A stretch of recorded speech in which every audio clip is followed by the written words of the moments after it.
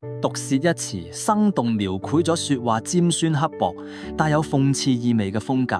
佢似一把鋒利嘅刀，能直擊他人缺點，甚至打擊自信心。與粗俗嘅污糟話唔同，毒舌並非單純謾罵，而係包含住機智與挖苦嘅語言攻擊，往往一針見血，讓人難受，卻又難以反駁。好多習慣毒舌嘅人，言談間充滿批評與嘲諷，以指出他人不足為樂。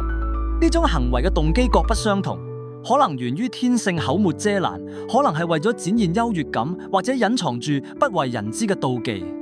當然，並非所有毒舌都心懷惡意，有時佢只係一種過於直接嘅表達習慣，或係一種用幽默嚟包裝諷刺嘅方式。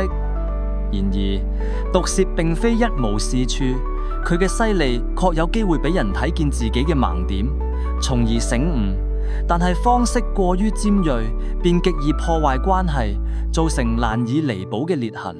咁樣，如何喺坦率與友善之間取得平衡？真正嘅溝通智慧，在於說話犀利，但係帶啲甜。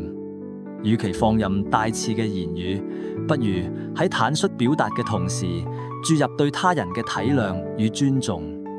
呢份甜並非虛偽嘅奉承，而係讓話語喺具備批判力度嘅同時，更具說服力與人情味，使溝通真正順暢無阻。歸根到底，語言係一把雙面嘅刀，過度嘅毒舌會疏遠人心，恰當嘅犀利則能深化交流。最高明嘅境界，莫過於融合咗直視問題嘅真誠勇氣，與體貼他人嘅溫柔教養。咁樣嘅毒舌，升華為一種值得欽佩嘅說話智慧。